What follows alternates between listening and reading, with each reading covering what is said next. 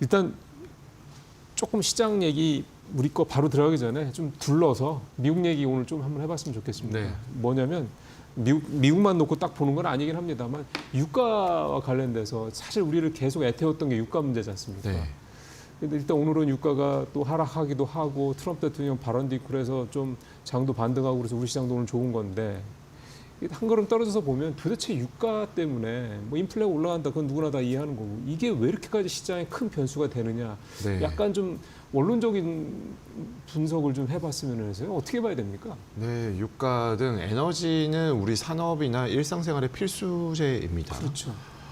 이 없이는 살아간다는 걸 사실 상상하기가 어려운 그러네요. 상황이고 그렇기 때문에 각 국가별로 전략적 비축률을 저장해두고 특히 일본과 한국이 세계에서도 거의 이제 탑 수준에 있는데 약 200일치 정도 되겠습니다. 그렇더라고요.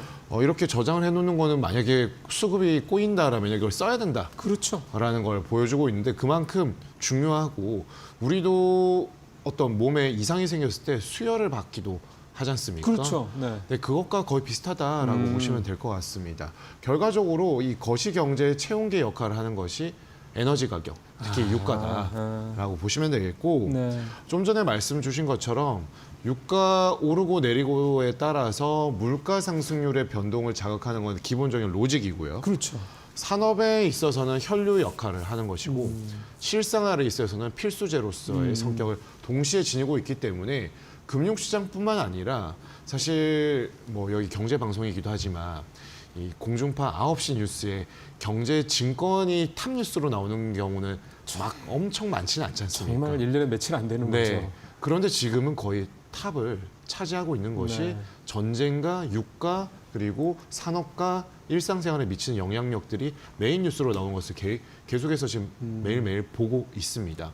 그만큼 정말 중요한 영향력을 미치고 있기 때문에 이러한 뉴스 그리고 일상생활에서도 이렇게 유가가 올라서 기름값 오르면 어떡하나 네. 너무나도 많은 걱정을 하고 계신데 이러한 부분들은 그만큼 큰 영향력을 미친다라고 보시면 되겠고요. 그러게요. 네.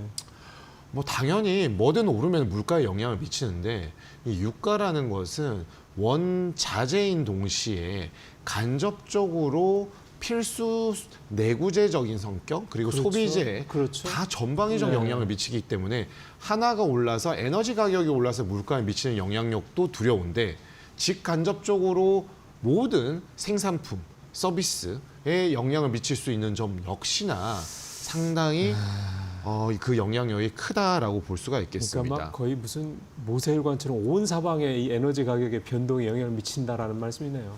네, 그렇죠. 그리고 특히나 지금 오늘도 좀 날씨가 차가운데 네. 이런 날은 그 개인 사업을 하시는 서비스업에 종사하시는 분들은 고객들을 모시기 위해서는 공간을 좀 데워야 되지 그렇죠. 않습니까? 난방을 해야죠. 네, 난방을 하는 데 있어서 이게 오르면 또 당연히 비용도 네, 늘어나고. 이거를 청구를 할 수는 없지만 그러니까. 이 원가에 있어서 부담이 되는 거죠. 즉 물가가 상승하게 되면은 우리가 그토록 이제 좀 뭔가 통화 정책에 대한 경로가 좀 확실해지나?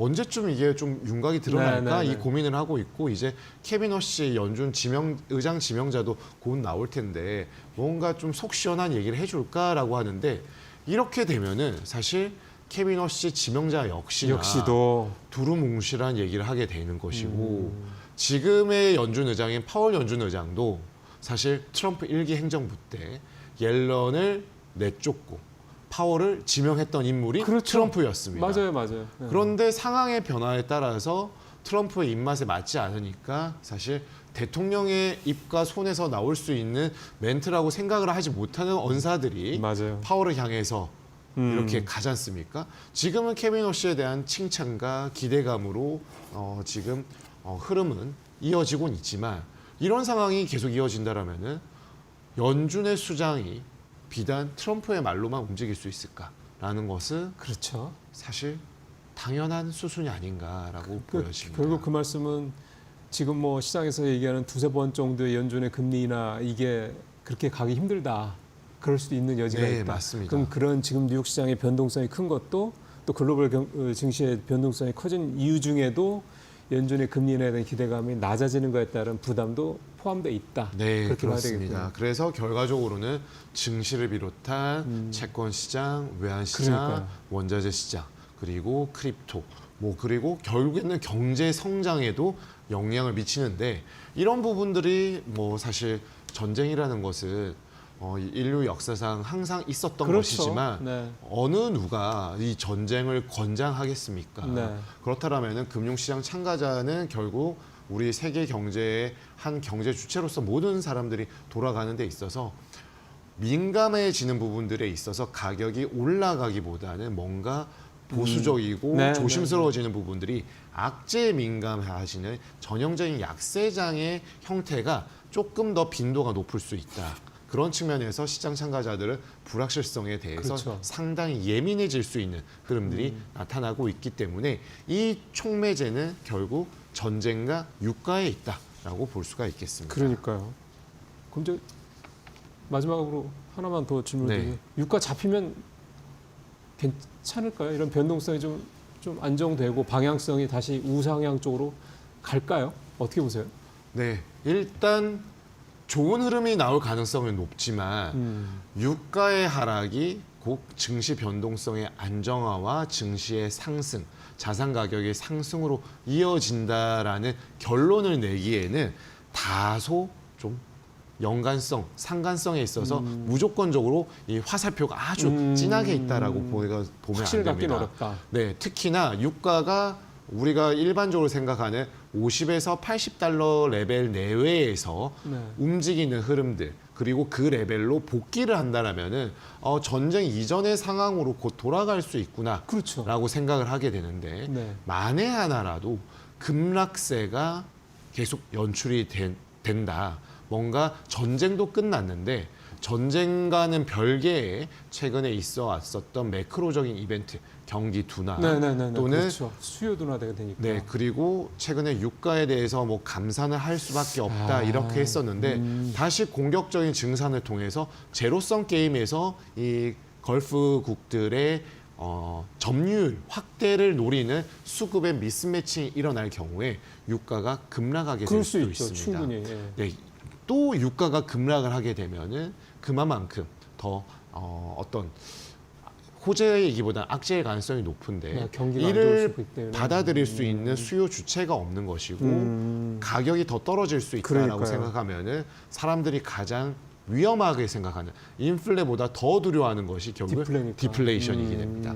즉 지금 현재 상황에서 유가의 급락 가능성이 유가의 레벨을 이탈해서 떨어진다라고 예상하는 사람은 잘 없지만 그렇죠. 좀 전에 말씀하신 유가가 안정화되었을 때 주가가 오른다라는 공식이 성립하기 위해서는 유가가 떨어지되 적정선 그러네요. 레벨로 복귀를 하는 것이 중요하지 무작정 떨어진다 네. 유가가 그래서 아예 이 물가나 성장의 주된 변수가 아니길 바란다라는 것은 사실 현재 세계 경제 산업 사이클에 있어서 다소 좀 급진적인 논리로 작용할 수가 있기 때문에 적정 수준으로 돌아오기를 바라는 맞아요. 것이 아마 네. 시장 참가자들의 모든 희망사항일 것이 아닐까라고 보여집니다.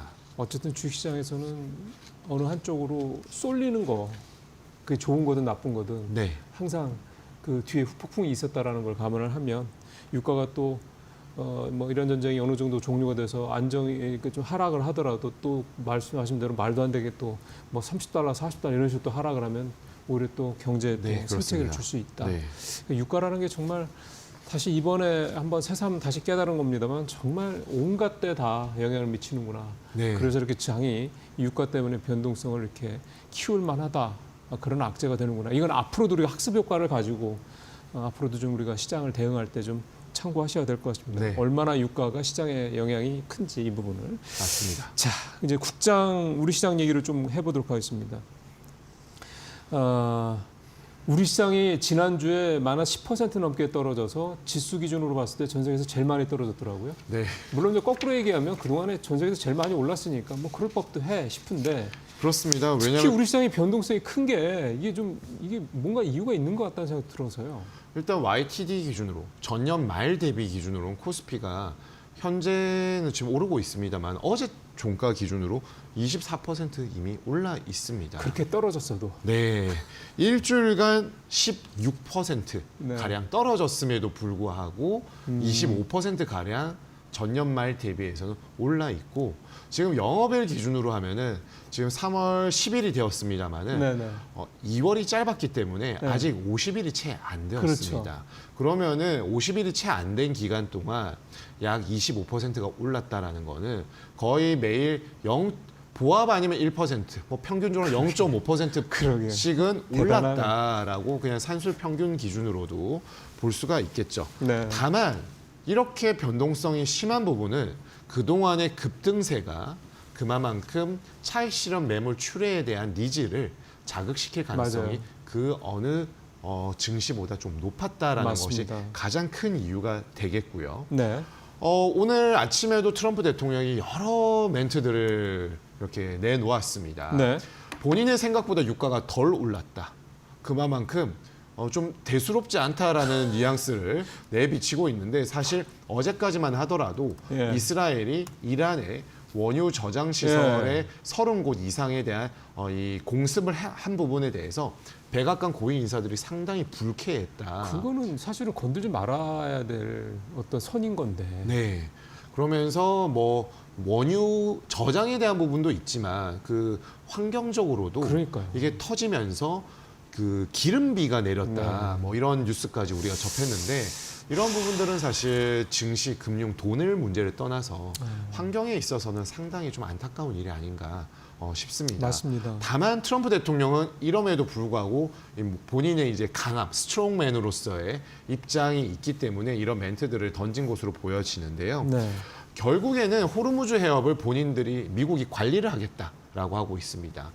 이 말인즉슨 아직 관리가 안 되고 있다라는 그렇죠. 걸 보여주고 그렇죠. 있고 네. 결과적으로는 제조 생산의 밀집 지역인 동아시아 국가들의 충격이 큰 편이다라고 네. 볼 수가 있겠고 거기에 에너지 완전 수입 국가인 한국 그렇죠. 특히 중동에 대한 의존도가 높기 때문에 이런 부분에 있어서는 직격탄을 좀 네. 맞을 수밖에 없다라고 보여지고 네. 중국은 역시나 이란의 수출량의 80%를 중국이 가져가게 맞아요. 됩니다.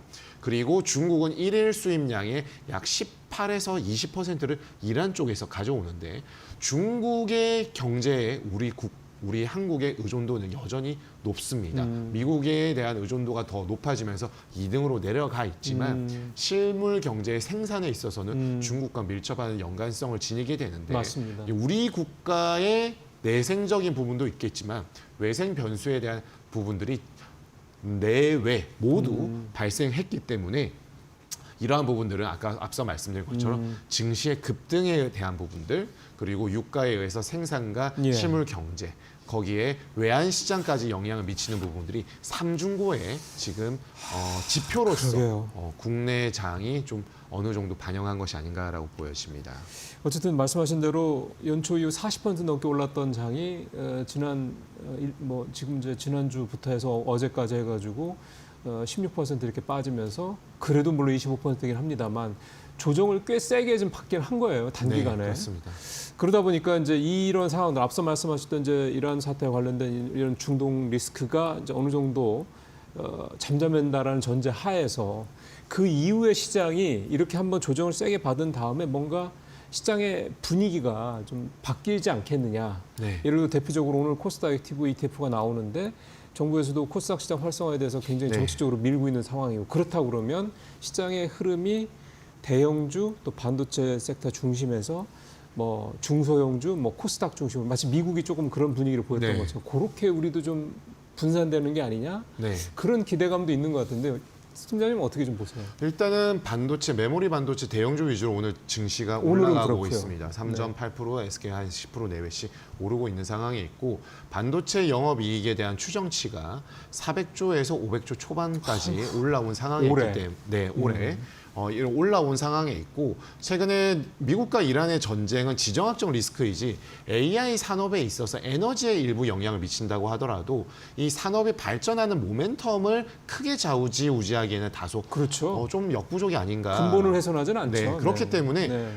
이 캐펙스 부담감을 지닌 미국의 빅테크 기업들, 네. 특히 하이퍼스케일러들의 부담감을 메모리 반도체를 생산하는 국내 삼성과 하이닉스는 크게 영향을 받지 그렇죠. 않습니다. 네. 이러한 부분들이 있기 때문에 일단 대형주에서 반도체 중심으로 올라가는 것은 맞는데 좀 전에 말씀 주신 것처럼 코스닥 액티브 ETF에 관련된 부분들이 이제 시작이 되었지 않습니까? 그러니까요. 이러한 부분들이 아마도 매기 역할을 해줄 수는 있으나 아직 실증적으로 주가에 어떤 정도의 영향을 미치는지는 이제 시작이기 때문에 아직 투자자들의 어떤 확신, 신뢰가 아주 견고하다라고 보기는 다소 좀 뭔가 샘플링이 좀 부족하지 않나라고 보여집니다. 그리고 전쟁 리스크, 결국에는 트럼프는 이렇게 아주 크게 위협을 할 때 들어가면은 수익을 낼 수 있다라는 게 타코 플레이지 않습니까? 그렇죠.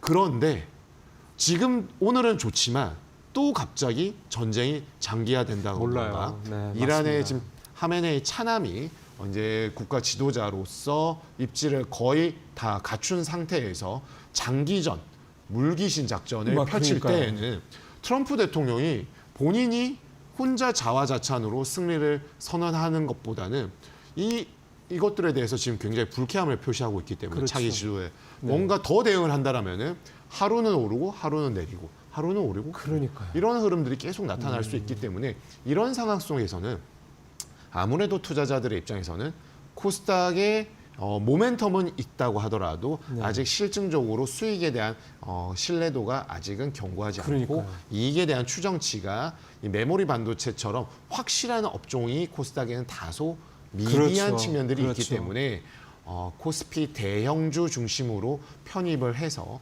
보수적으로 스탠스를 하면서 이런 장에 사후적으로 대응하는 것이 좀 더 적절하다. 전쟁 리스크가 경감이 되고 유가가 안정화되었을 때는 이제 본인의 포트에 맞게끔 편성을 할 때 하나의 또 수단이 생긴 것이기 때문에 활용도를 높이는 것은 또 사후적으로 우리가 한번 고려해 볼 필요가 있다라고 말씀드릴 수 있겠습니다. 지금 팀장님이 말씀하신 딱 그게 지수에도 사실은 좀 그대로 반영이 되는 것 같습니다. 지금 코스피가 6%까지 좀 넘겼고요. 네. 코스피 100은 7%대, 그다음에 코스피 200도 거의 7%대. 그러니까 결국은 코스피 중에서도, 그러니까 코스피인데 코스닥보다는 코스피 중에서도 코스피 100이 더, 그렇죠.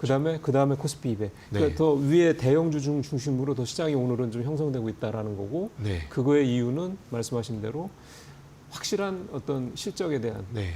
펀더멘탈이 보장이 좀 그래도 되는 네. 종목들 중심으로 시장이 좀 가고 있는 거다. 네. 수급적으로 보니까요, 외국인이 코스피를 좀 1조 넘게 사고 있고 반면에 코스닥은 좀 4천 원 넘게 팔고 있거든요. 그러니까 네. 외국인이 또 그렇게 또 가고 있는 거군요. 네, 그렇죠. 외국인들의 수급에 있어서 상당히 좀 최근에 매도세가 좀 그러니까요. 컸기 때문에 작년과 좀 다르다라는 측면들이 우리 개인과 기관의 힘으로 좀 커버를 친 건 있었지만 그래도 뭐 호재라고 볼 수는 없었겠죠. 그럼요. 그런데 이제 이런 부분이 들어왔고 외국인들은 주된 이제 시총에 있어서 반도체 네, 그리고 지주, 금융, 통신 이쪽에 대한 비중을 확대하고자 하는데 지금 확실한 이익과 정책적 네. 모멘텀이 있는 반도체에 집중할 수밖에 없기 때문에 네. 진행을 하는 동안은 삼전이 약 10% 가까이 육박한 상승률을 보이고 그러게요. 있는 상황이 지금은 현재 상황에서의 투자 심리를 여실히 보여주는 것이 아닌가라고 보여집니다. 네. 오늘은 상상인 투자증권의 신월 팀장님과 시장 얘기 나눠봤습니다. 오늘 말씀 잘 들었습니다.